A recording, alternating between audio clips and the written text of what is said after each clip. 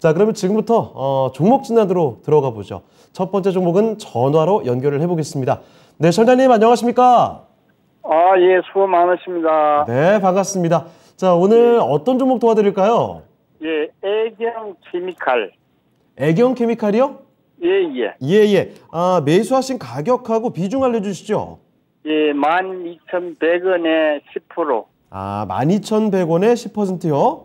예, 오늘 하도 빠져가지고 오늘 10,000원에 조금 팔았어요. 알겠습니다. 일단 애경 케미칼 이게 매수 단가를 보니까 이거 지난해 매수하신 거 아닙니까?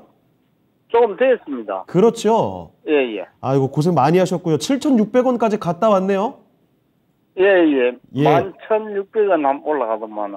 맞습니다. 7,600원에서 11,650원. 예, 얼마 전에 11,600원까지 크게 오르다가 다시 또 시장이 이렇게 밀리다 보니까 조금 내려오는 모습입니다. 그러면 시장과 함께 애경 케미칼도 다시 또 내려가면 어쩌나 하는 이 걱정이 다시 생기시죠?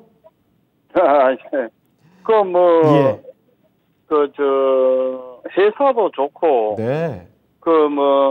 재무도 괜찮고 하니까. 네. 가 있으면 올라가질 않아요. 올라가질 않아가지고. 예. 오늘 아침부터 10,000원에 내놓고 좀 내놓고 밖에 볼리보로 나왔더만은 1250원까지 올라갔답니다. 예, 다시 또 올라왔죠. 예. 아이고, 굉장히 또 속 상하실 것 같습니다. 예, 근데 애경 케미칼 앞으로 또 어떻게 대응하는지가 더 중요할 테니까 지금부터 그 전략들 한번 알아볼게요. 예, 알겠습니다. 자, 애경 케미칼 신기수 전문가와 함께 진단을 해드릴 텐데요. 자, 전문가님, 지금 뭐 오랫동안 기다리셨습니다. 지난해 매수를 하신 것 같은데 7,600원까지 갔다가 얼마 전에 거의 매수가 근처까지 거의 올라왔었거든요. 다시 밀리다 보니까 이거 좋은 기회를 놓치는 거 아닌가라는 불안감이 다시 좀 증폭되지 않나 생각이 듭니다. 이 종목 이제 어떻게 대처하는 게 좋을까요? 예, 애경 케미칼은 케미칼이니까. 근데 요즘에 그 시장에서 화학 업종에 대한 매력도가 굉장히 많이 떨어지고 언급도 잘 안 됩니다. 관심도도 없죠 지금이.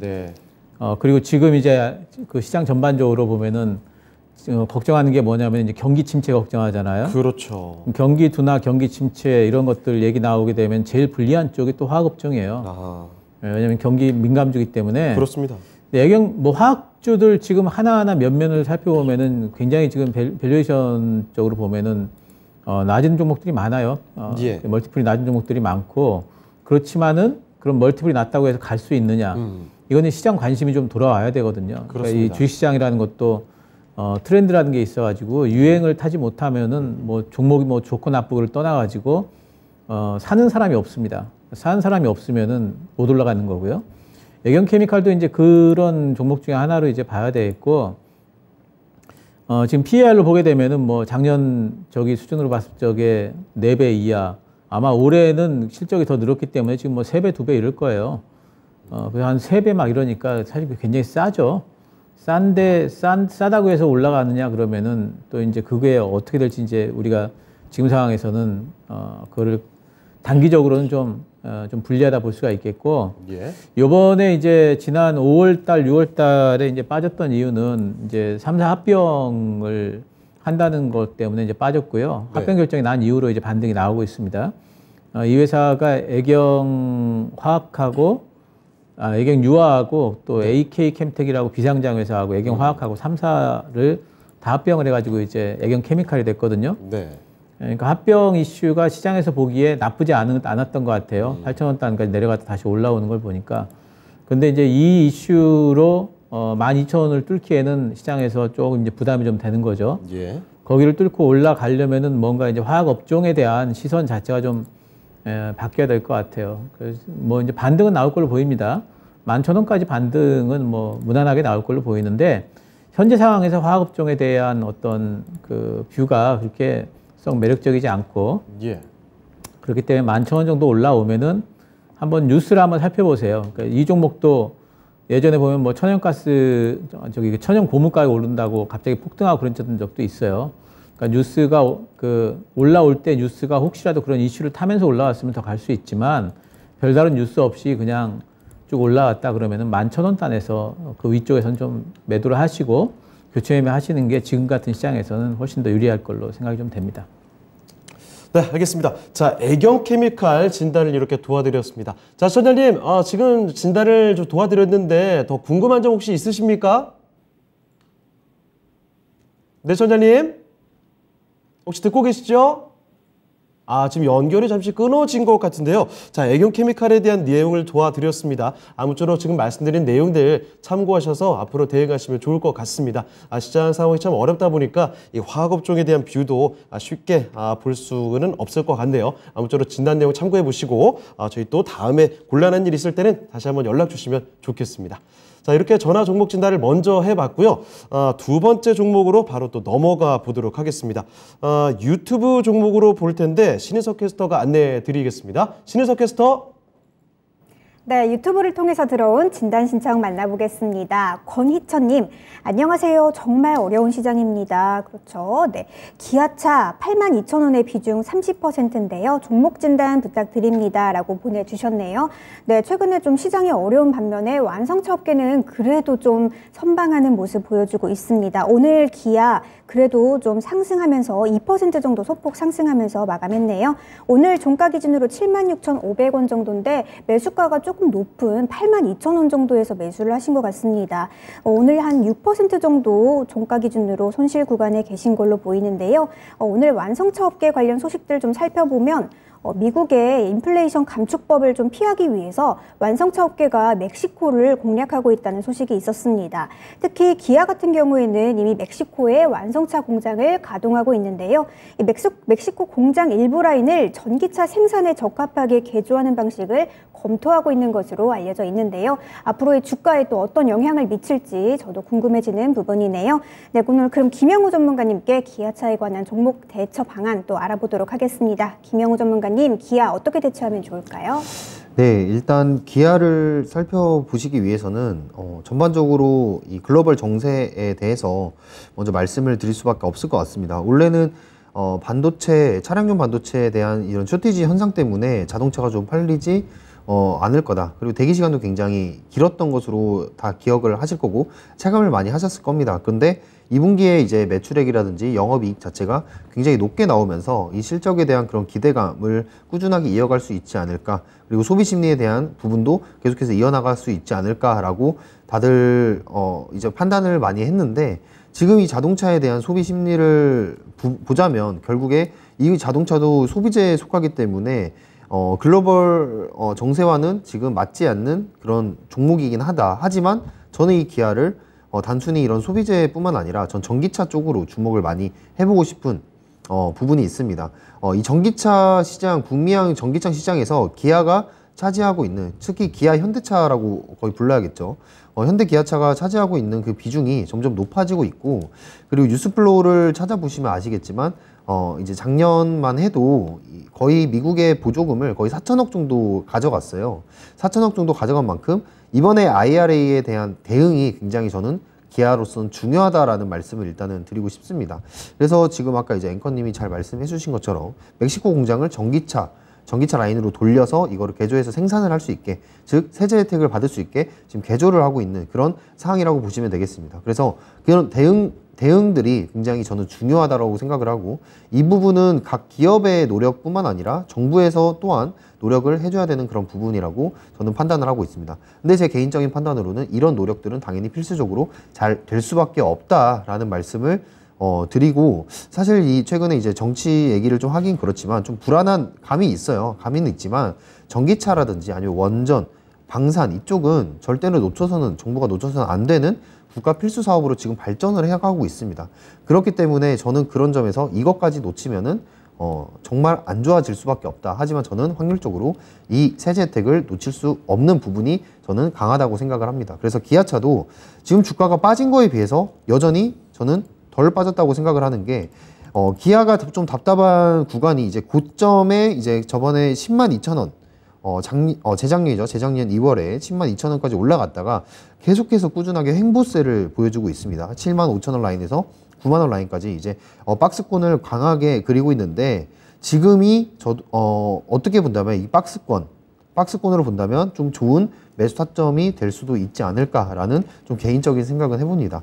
만약에 여기 기아가 전기차 모멘텀이 없었고 IRA에 대해서 대응을 잘 못하고 있다면 저는 이 부분에 대해서 기아차도 잠깐 포트를 빼셨다가 다시 보라라고 말씀을 드릴 텐데, 굳이 지금 시청자분이 문의해 주신 평단가나 비중은 좀 높다고 좀 생각을 해요. 하지만 평단가를 봤을 때 굳이 이거를 포트로 옮기거나 손절을 할 종목은 아니다라고 저는 보고 있습니다. 다만 걱정되는 거는 글로벌 경기 침체가 저는 조금 내년 상반기나 아니면 길면은 내년 1년 동안 좀 길어질 수도 있겠다라는 생각을 기본적으로 시장 전반적으로 하고 있기 때문에, 거기서 자동차 업체가 좀 타격을 받는다면 이 주가가 올라가는데 기간은 좀 걸리겠지만, 이 기아라는 가치, 전기차를 포함한 가치를 봤을 때 저는 충분히 평단가 이상으로 올라올 수 있을 거라고 생각을 하기 때문에 저는 85,000원 이상에서부터 수익 실현을 하시는 게 어떨까. 그리고 따로 손절 라인은 정해드리지 않는 게 저의 판단입니다. 그래서 여기까지 마무리를 하도록 하겠습니다. 네, 이렇게 김영우 전문가와 함께 기아 살펴드렸습니다. 일단 기아의 경우에는요, 지금 뭐 매수하신 가격이나 이런 것들을 봤을 때 종목 교체가 필요하다든지 아니면 손절을 해야 되는 종목은 아니다라는 점을 분명히 해 두셨습니다. 자, 물론 지금 경기 침체가 생각보다 길어질 상황이 전망이 나오고 있습니다. 자, 그래서 김영우 전문가께서도 내년까지는 이런 흐름들이 쭉 이어질 수도 있다. 그래서 당장 빠르게 올라가지는 않을 것이다라는 점 기억을 해두셔야 된다는 점을 말씀해 주셨고요. 자, 다만 손실 볼 생각 하실 필요 없이 85,000원 정도, 85,000원 정도부터는 수익을 실현해 보시는 게 어떨까 해주셨습니다. 매수가 이상까지 충분히 갈 수 있겠네요. 수익을 볼 수 있는 종목 85,000원 이 가격까지 기억해 두시면 좋겠습니다. 자, 이렇게 권희천님의 기아 살펴드렸으니까요, 참고를 해보시고요. 다음 종목으로 또 넘어가 보겠습니다. 신희석 캐스터. 네, 유튜브를 통해서 들어온 종목 진단 다시 한번 또 두 번째 종목으로 만나보도록 하겠습니다. 당산동 산당님, 당산동에 사시는 분인 것 같습니다. 안녕하세요. 신송홀딩스 9,200원에 20% 갖고 있는데 진단 부탁드립니다. 라고 보내주셨네요. 네, 최근에 시장이 이렇게 어려운 반면에도 그나마 좀 견조하게 버텨주는 섹터들이 있다면 경기 방어주 관련 종목들이 아닐까 싶은데요. 곡물 관련주들 또 사료 관련주들 그래도 좀 좋은 흐름으로 버텨주고 있는 모습입니다. 신송홀딩스 같은 경우에는 곡물 관련주로 알려져 있죠. 최근에 세계 곡물 가격이 좀처럼 좀 안정화되지 않으면서 신송홀딩스도 그래도 좀 좋은 흐름 가져가고 있었는데요. 오늘 종가 기준으로 좀 살펴보시면 8,080원에 마감을 했고요. 매수가가 9,200원 정도라고 하셨으니까 약 10% 초반대 그런 손실 구간에 계신 걸로 보이네요. 네, 신송홀딩스 앞으로 좀 어떻게 진행될지 저도 한번 전문가님께 여쭤보고 싶었던 종목인데 우리 신기수 전문가님께 신송홀딩스 어떻게 대처하면 좋을지 여쭤보도록 하겠습니다. 신기수 전문가님, 신송홀딩스 어떻게 대처하면 좋을까요? 네, 신송홀딩스는 이제 곡물 관련해서 지난번에 이제 그 우크라이나 전쟁 나고 나서 시세를 많이 줬습니다. 우크라이나 전쟁 때문에 이제 곡물 가격이 많이 올랐었고요. 그러면 시세를 주다가 요 근래에는 빠졌는데 이제 아마 사신 이유가 러시아 쪽에서 동원령 내려지면서 또 이제 전쟁이 또 이제 심화되면은 곡물가가 이제 오르지 않을까 하는 이제 그런 아이디어로 아마 또 매수를 하신 것 같아요. 근래에 하신 것 같고 예전에 하신 것 같지는 않고요. 근데 이제 실제로 지금 상황에서 러시아 우크라이나 전쟁이 확전될 가능성은 분명히 이제 농후하지만 곡물가가 거기에 지금 반응을 안 하고 있어요. 지금 이제 곡물가를 잠깐 보도록 하면은요. 이게 이제 그 시카고의 시장에서의 그 대두 선물입니다. 보시면은 그 좀 반등이 나오다가 오히려 이제 러시아에서 동원령 내렸다는 소식이 나오고 나서 오히려 빠졌어요. 곡물가가. 그러니까 지금 이제 그쪽 우크라이나 전쟁과 관련된 어떤 그런 부분에 대한 노이즈가 작동을 지금 안 하고 있고, 아마도 이제 이 얘기는 뭐냐면은 이쪽 위쪽 부분의 가격대는 하나의 오버슈팅으로 보는 것 같아요. 그 우크라이나 전쟁 때문에 너무 많이 올랐었던 가격대다. 그리고 실제적으로는 그 밑에 가격대가 뭐 어떤 적정치다 이렇게 보는 것 같고, 대두거든요. 이거는 대두인데 또 이제 많이 보는 게 소맥이에요. 소맥을 보더라도 마찬가지입니다. 올라가다 지금 꺾이는 분위기죠. 그래서 이제 이런 것들을 보게 된다면은 곡물 가격이 지금 어떻게 될지에 대해서 우크라이나 전쟁 때문에 이제 올라간다. 꼭 그렇게 확신할 수만은 없어요. 이제 그 얘기는 신성홀딩스를 가지고 있던 우리 그 매수자들 입장에서 보면 고물가가 안 올라가네? 그러면은 위험하다. 그리고 탈출할 수도 있거든요. 그러면 주가가 빠지겠죠. 그래서 거기에 동참하시는 게 좋아요. 지금 8,000원 단위 깨지게 되면은 뭐 이제 밑으로 어디까지 이제 빠질지 모르겠죠. 왜냐하면은 지난번에 이제 모멘텀으로 올라간 종목이라서 모멘텀이 안 붙는다 싶으면은 이제 실망 매들이 나올 거거든요. 그래서 이 종목은 8,000원 단의 손절가를 꼭 지켜주시고요. 혹시라도 반등이 나오더라도 고물가가 다시 이전처럼 막 급등할지 어떨지는 사실 자신이 없어요. 그래서 반등이 나오면은 9,000원 단에서 매도를 하시고요. 예, 그리고 밑으로는 8,000원 단 손절가를 좀 잡아주시고 대응하시는 게 좋을 것 같습니다. 네.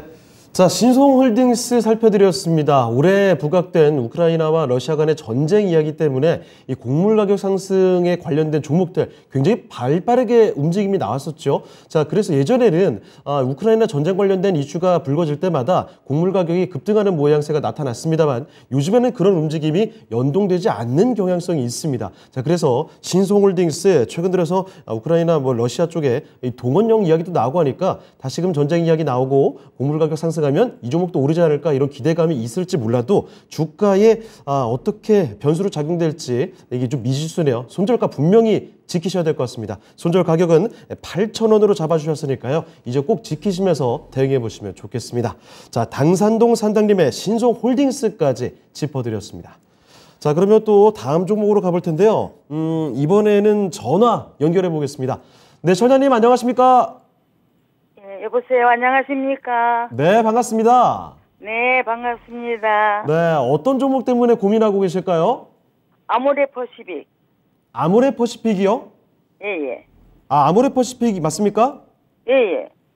자, 매수하신 가격하고 비중 알 수 있을까요? 예, 132,000원, 20%. 132,000원에 20%요? 예. 알겠습니다. 자, 아모레퍼시픽 이거 매수를 언제 하신 거예요? 얼마 안 됐어요. 얼마 안 되셨어요? 한 달 좀 안 됐나. 알겠습니다. 그 화장품주를 좋게 보고 들어오신 모양이에요? 글쎄요. 혹시 주변에 뭐 권유 같은 게 있었나요?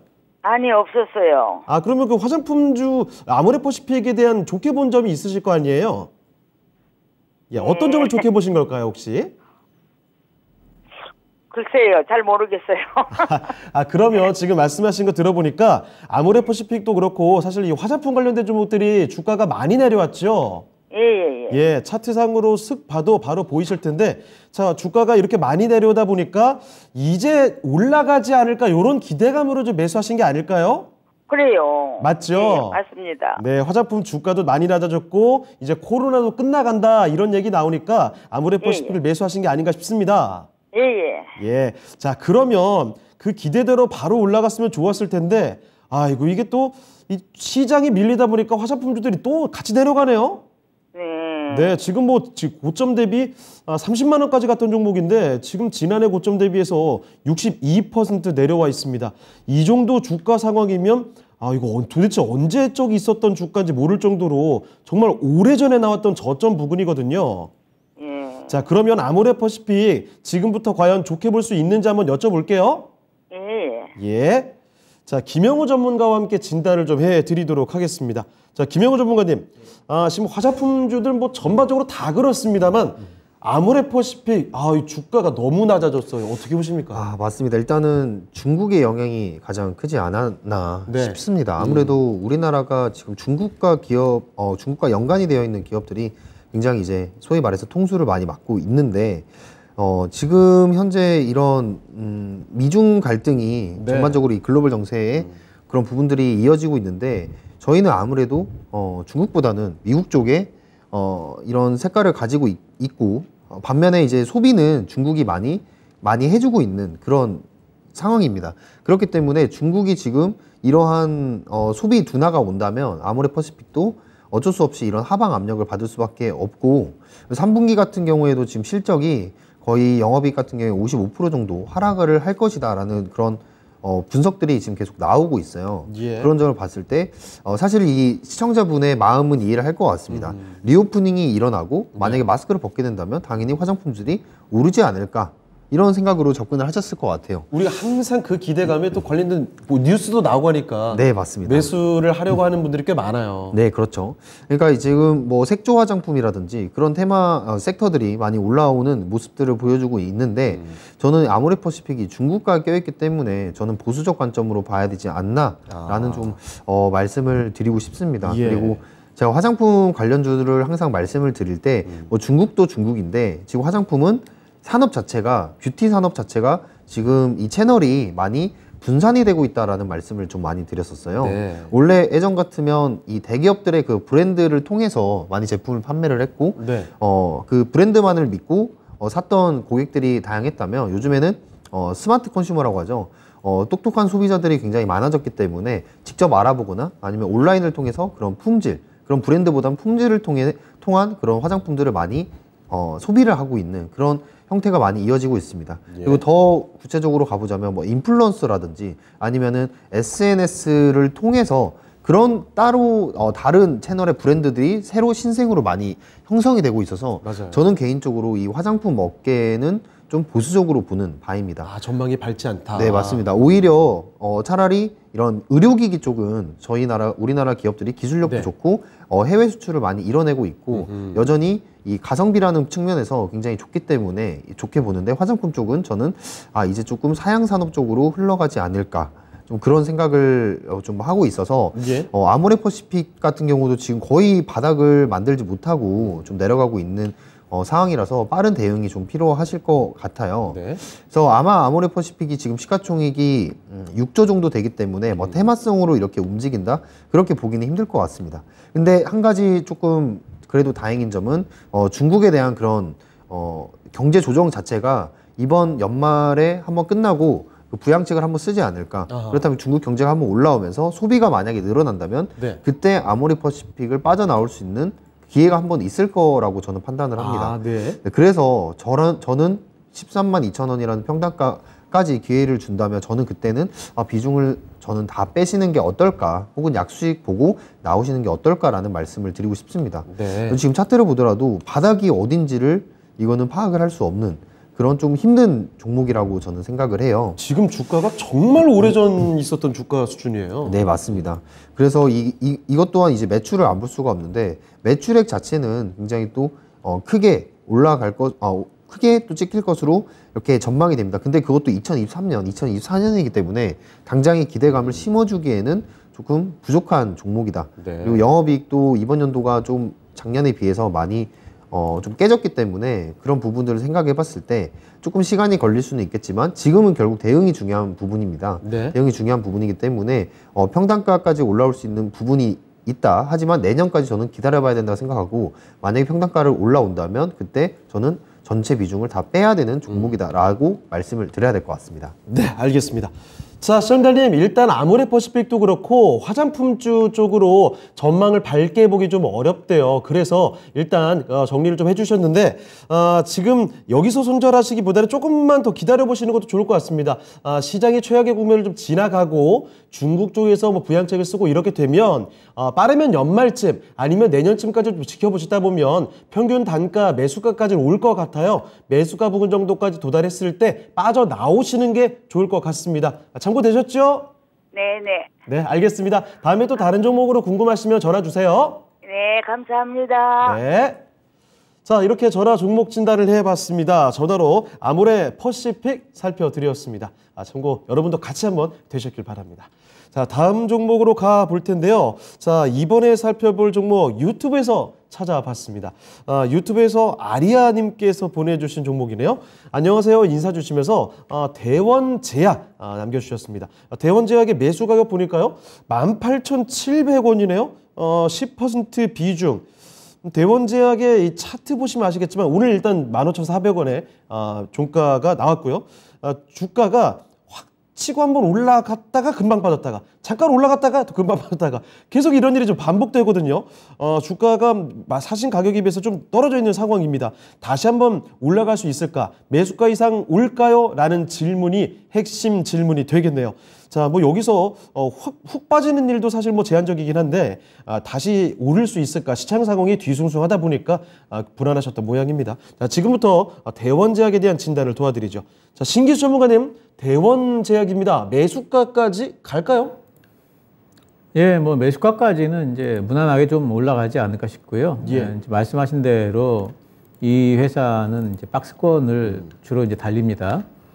위쪽으로는 뭐 2만 원대 많이 가면은 19,000원 정도가 되는 것 같고, 아래쪽으로는 또 뭐 한 14,000원 정도의 박스권 움직임을 계속 보이고 있는데, 그러니까 이런 종목들을 공략하실 때는 지금 박스권 이렇게 상단에서 공략하시는 거는 좀 불리하죠. 그 박스권 하단이라면 지금이 오히려 이제 매수 타이밍 같은데, 타이밍상으로도 매수 타이밍보다는 지금 박스권이 하단 정도 되는 것 같아요.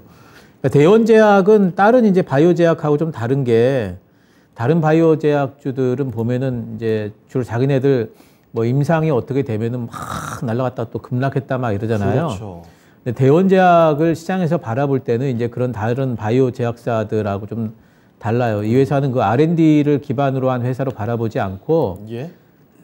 지금 현재 판매하고 있는 이 회사의 어떤 약품들에 대한 실적으로 바라보는 회사입니다. 네. 물론 뭐 작년 같은 경우에는 이제 코로나 치료제 뭐 이슈도 있고 하긴 했지만, 그러니까 제약바이오 쪽을 바라보실 때 이렇게 제약자 붙은 회사들은 실적으로 판단을 하는 경우가 많아요. 그래서 이제 실적으로 판단하는 회사들은 멀티플을 많이 못 받습니다. 예. 그 시장에서. 그래서 그런 부분들을 알아두셔야 돼요. 오히려 실적이 좀 안 나오고 뭐 터지기만 하면은 대박 난다, 뭐 몇 조 원대다, 막 이런 종목들이 한번 올라가기 시작하면 더 많이 가고 이러거든요. 네. 이 종목 이제 실적으로 봐야 되는데, 그럼 실적이 나쁘냐? 그러면 이 종목 실적이 괜찮아요. 올해 같은 경우에도 뭐 작년 대비해 가지고 영업이익이 상반기에만 작년 영업이익을 넘어섰습니다. 네. 작년 영업이익이 194억인데 올해 상반기만 240억 했어요. 그러니까 상당히 좀 잘한 겁니다. 그래서 지금 그 실적으로만 보게 된다면은 뭐 2만 원 단을 지금 넘어서야 될 것 같은데, 그러면 실제로 그럴 수 있느냐? 그러면 그거는 잘 모르겠어요. 시장에서 중요한 거는 이제 그 실적이 그렇게 나왔지만 19,000원 단까지 올라갔을 적에 분명히 또 매도가 나올 것 같단 말이죠. 왜냐하면 사람들은 이 종목에 대해서 쳐다보기를 실적이 더 나왔기 때문에 더 올라간다라고 보기보다는 여기서 막히지 않을까 이제 이렇게 볼 수가 있어요. 거기를 뚫어주려면은 이제 뭔가 기관 자금이나 이런 게 들어와야 되는데, 그런 데에 대해서는 지금으로서는 확신은 없어요. 하지만 실적이 잘 나왔기 때문에 하단은 좀 지지를 해줄 걸로 보고 있고, 예. 본전가까지는 뭐 충분히 올라갈 수 있다. 그리고 이제 계절적으로 이 회사가 잘 팔고 있는 감기약이라든가 해열제 같은 것들, 또 이제 거담제 이런 것들이 또 잘 팔릴 만한 시기가 오기 때문에 일단 뭐 19,000원 단까지는 뭐 충분히 갈 수 있다. 10%라고 하셨죠? 네, 그렇습니다. 음봉 나오면은 제 생각에는 한 5% 정도는 더 담으셔가지고 뭐 수익 내고 본전가 부분에서 나올 수 있는 종목이다, 이렇게 말씀드리겠습니다. 네, 알겠습니다. 자, 대원제약 살펴드렸습니다. 손실 볼 종목이 아니고 수익까지 가능할 것 같습니다. 일단 만약에 조금 주가 주춤하면 5% 정도는 추가 매수도 가능할 것 같다라는 의견 말씀해 주셨고요.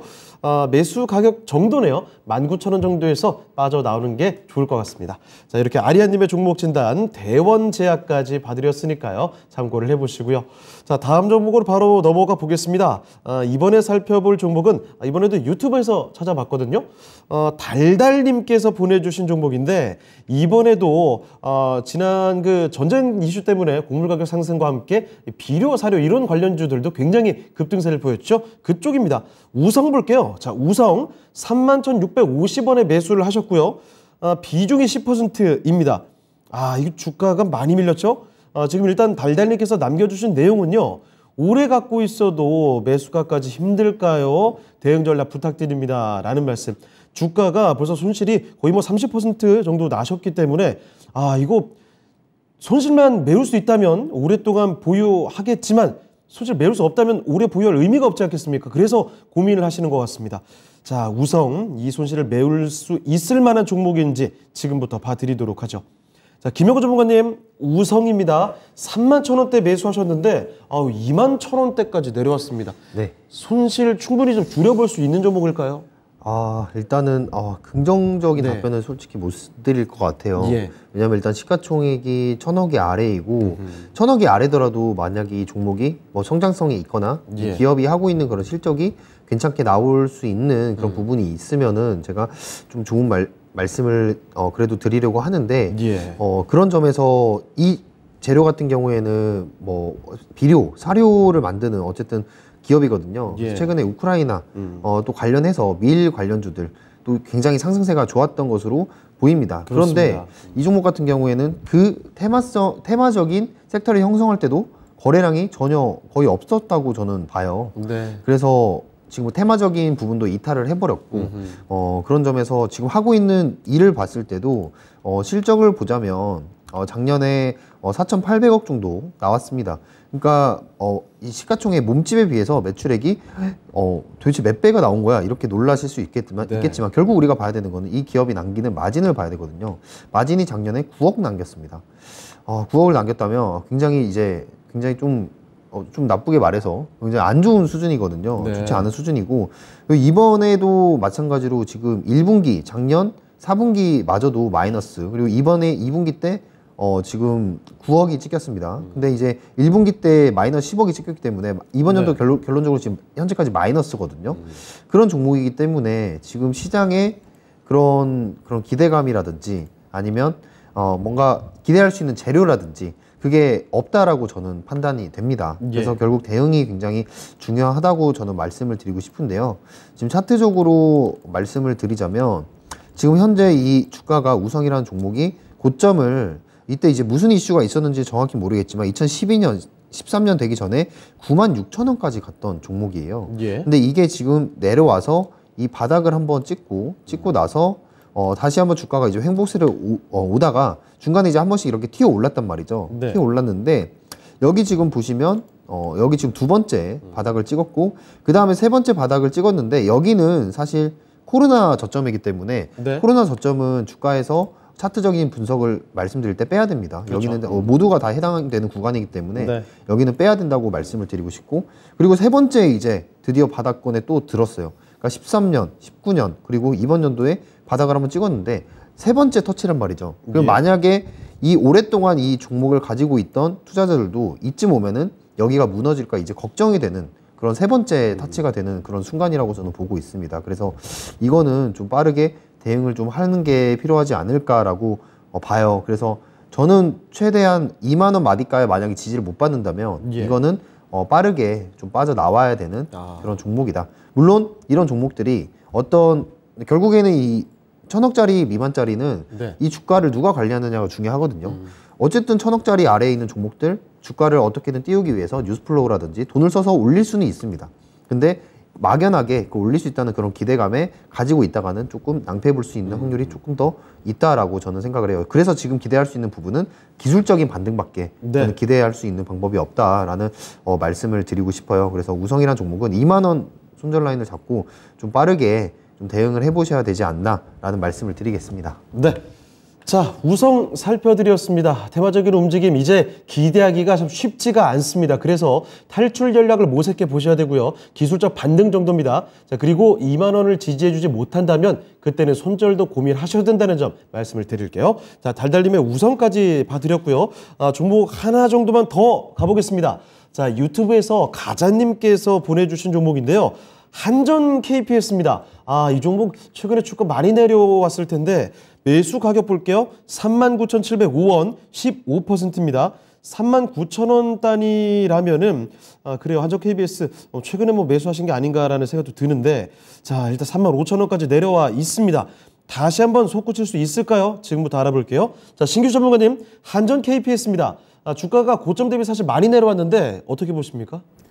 네, 원전 관련주죠. 그렇죠. 원전 관련주들을 요즘에 다 이래요. 그러니까 지난번에 이제 좀 가다가 사실 두산 에너빌리티 때문에 그렇죠. 거기 블록딜 터지고 나서 블록딜 때문에 매 빠지면서 딱 빠지는 시기가 똑같습니다. 그러니까 결국엔 두산 에너빌리티가 이제 그 바닥 잡기를 하고 돌려야지 원전 관련주도 돌릴 텐데 이제 거의 된 것 같아요. 두산 에너빌리티 같은 경우도 박스권 하단까지 거의 내려왔기 때문에 여기서 이제 바닥 잡기를 아마 할 걸로 보이고, 원전 관련한 어떤 이제 모멘텀은 아직도 많이 남아 있습니다. 이번에 그 정부 쪽에서 친환경 쪽으로 발전으로 그 편입도 시켰고 지금 체코나 폴란드 쪽에 수주권이 아직 그 남아 있고 또 사우디하고도 11월 달이면 정상회담 하기 때문에 그때 또 얘기 또 나올 거고 체코만 해도 한 7조, 폴란드는 한 30조가 넘어가니까 그쪽에 만약 계약 따게 되면 엄청나죠.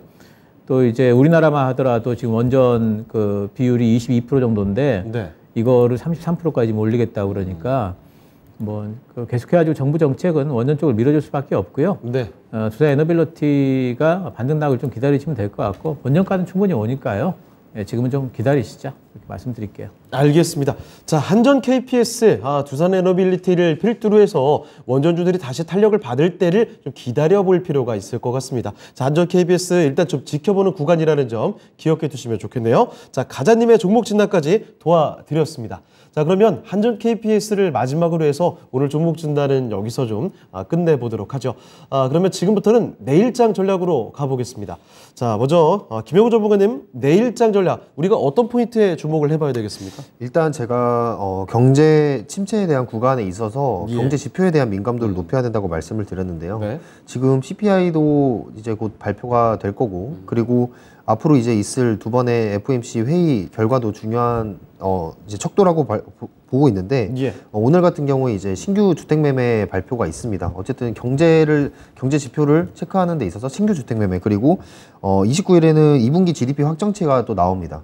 그러면서 이런 지표들을 기반으로 해서 결국 연준 의원들도 얘기들을 할 건데 지금 연준 의원들의 상태를 본다면 결국에 이 물가를 떨어뜨리기 위한 좀 매파적인 발언들을 서슴지 않고 있습니다. 근데 저도 마찬가지로 거기에 사실 동의를 하는 부분이긴 해요. 물가를 결국에는 잡기 위한 그런 부분들 희생의 과정이 있어야 다시 증시도 건강하게 올라갈 수 있다라고 생각을 하기 때문에 지금부터는 뭔가 보수적으로 포트를 구성을 해서 만약에 단기적인 반등을 본다면 결국에 경제 지표를 그때그때 체크를 해야겠지만 그런 부분들이 어렵다면 차라리 펀더멘탈이 있고 성장성이 있는 종목들에 우리는 투자를 해볼 수밖에 없다라는 말씀을 드리고 싶습니다. 네. 그래서 또 일정을 보시면 마이크론 테크놀로지 실적 발표도 29일에 있는데 네, 맞습니다. 이때 이제 최대 메모리칩 생산을 하는 기업이기 때문에 반도체 동향에 대한 그런 사항을 살펴볼 수가 있고 우리나라 기업 아무래도 삼성전자가 많은 시가총액을 차지하고 있기 때문에 그런 부분들에서 그냥 체크 정도만 하시는 부분이 필요하다고 생각합니다. 근데 이제 저는 30일에 테슬라 AI 데이에 대해서 좀 기대감을 가지고 있거든요. 네.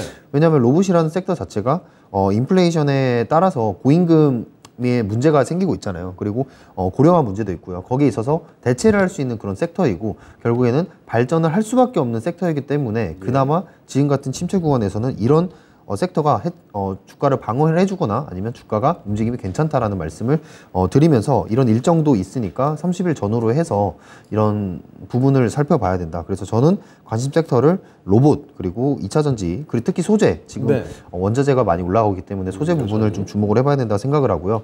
엔터 방사는 여전히 매수 유지를 말씀을 드리는 바입니다. 네, 알겠습니다. 자, 김영우 전문가의 시장을 바라보는 관점, 내일장 공략 포인트 좀 살펴드렸습니다. 자, 이번에는 신기수 전문가께 여쭤보도록 할게요. 자, 전문가께서는 내일장 전략 어떻게 보고 계십니까? 네, 일단 단기적으로는 달러가 이제 굉장히 급등하고 있는 부분들이 제일 악재이기 때문에 그게 이제 안정화가 좀 돼야 될 것 같고 그러기 위해서는 각국의 이제 환율 방어 움직임이 아마 나올 것 같아요. 네. 지금 이제 오늘 미국 선물 시장이 좀 올라가고 있는데 그 이유가 이제 아무래도 지금 파운드화가 좀 올라가고 있습니다. 네. 영국 쪽에서 영란은행 쪽에서 비상 금리 인상을 좀 할 것 같다라는 전망이 나오고 있거든요. 예, 그러면서 파운드화가 이제 올라가게 되면 아무래도 달러가 일단 브레이크는 걸리지 않을까 싶어요. 예. 근데 이제 그 이후에도 좀 봐야 됩니다. 근데 지금 일단 각국에서 지금 일본도 지금 엔화 방어를 위해서 개입하겠다라고 그러고 중국도 지금 외화 지준율 좀 높이고 있고 뭐 그렇고 있기 때문에 달러가 일단 브레이크가 조만간에 좀 잡히지 않을까 생각이 되고 그러면은 시장도 이제 한번 단기 바닥 정도는 좀 나오지 않을까 뭐 기대를 해볼 수 있는데 일단 근데 이제 그런 것들은 일단 좀 봐야 되고요. 악재성 재료들은 이미 노출이 됐어요. 연준의 입장도 우리가 확인을 했고. 또 뭐 여러 가지 이제 내년도에 대한 금리 전망 같은 것들 다 이제 우리가 확인을 했고 그렇기 때문에 또 이제 인플레이션은 사실 그 유가 이번에 빠지는 거 보면은 이제 정점은 지났다고 봐야 돼요. 물론 이제 고인플레이션은 뭐 한동안 지속되겠지만은 근데 이제 재료는 이미 노출됐는데 시장이 이걸 소화하는 과정으로 보고 있습니다. 그래서 아마 이번 주, 다음 주 지나면서 기술적인 바닥 신호가 좀 형성이 되지 않을까.